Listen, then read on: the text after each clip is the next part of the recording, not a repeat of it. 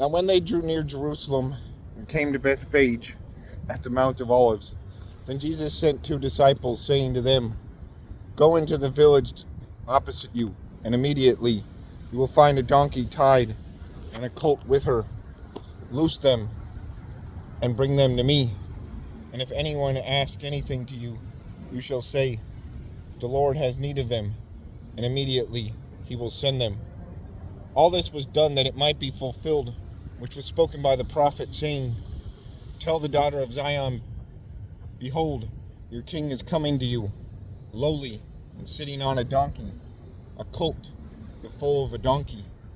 So the disciples went and did as Jesus commanded them. They brought the donkey and the colt, laid their clothes on them, and set him on them.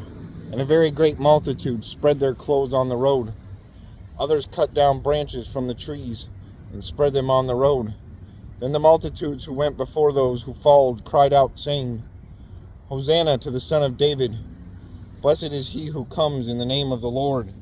Hosanna in the highest!" And when he had come into Jerusalem, all the city was moved, saying, "Who is this?" So the multitude said, "This is Jesus, the prophet of Nazareth of Galilee." Then Jesus went into the temple of God and drove out all those who bought and sold in the temple, and overturned the tables of the money changers and the seats of those who sold doves. And he said to them, "It is written, 'My house shall be a house of prayer,' but you have made it a den of thieves." Then the blind and the lame came to him in the temple, and he healed them.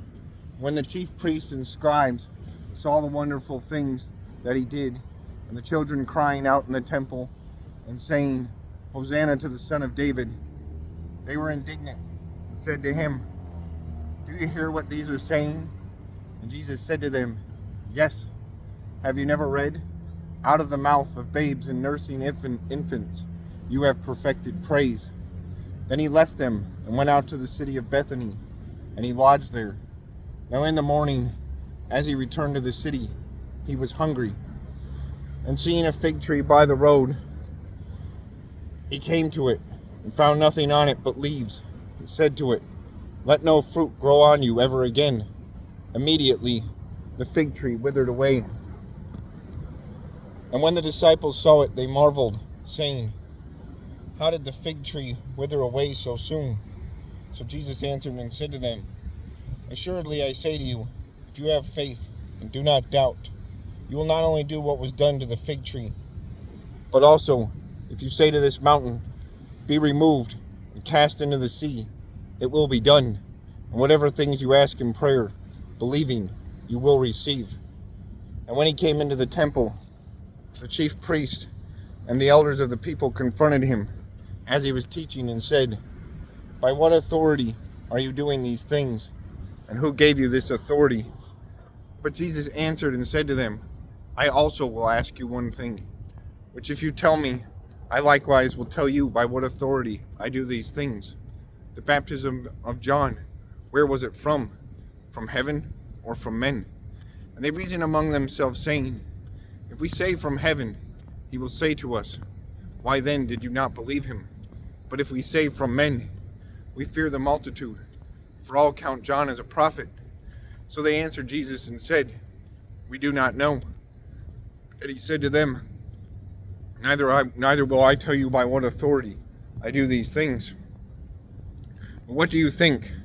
A man had 2 sons, and he came to the first and said, "Go." And he came to the first and said, "Son, go work today in my vineyard." He answered and said, "I will not." But afterward he regretted it and went. Then he came to the second and said likewise. And he answered and said, "I go, sir." But he did not go. Which of the two did the will of his father? They said to him, "The first." Jesus said to them, "Assuredly I say to you, that tax collectors and harlots enter the kingdom of God before you. For John came to you in the way of righteousness, and you also did not believe him. When you saw it, you did not afterward relent and believe him." Hear another parable. There was a certain landowner who planted a vineyard and set a hedge around it, dug a wine press in it, and built a tower. And he leased it to the vine dressers and went into a far country. Now when vintage time drew near, he sent his servants to the vine dressers that they might receive its fruit.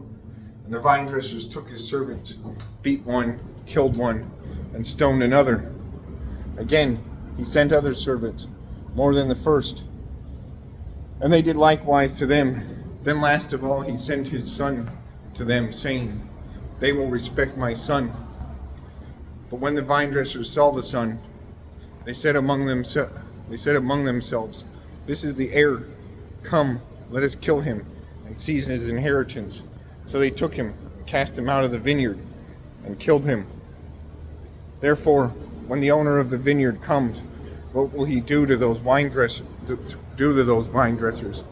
They said to him, he will destroy those wicked men miserably, and lease his vineyard to other vine dressers, who will render to him the fruits in their seasons.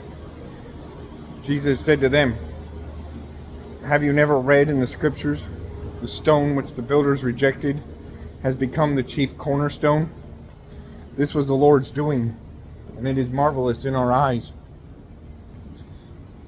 Therefore, I say to you, the kingdom of God will be taken from you and given to a nation, bearing the fruits of it. And whoever falls on this stone will be broken, but on whomever it falls, it will grind him to powder. Now when the chief priests and Pharisees heard his parables, they perceived he was speaking of them. But when they sought to lay hands on him, they feared the multitudes, because they took him for a prophet.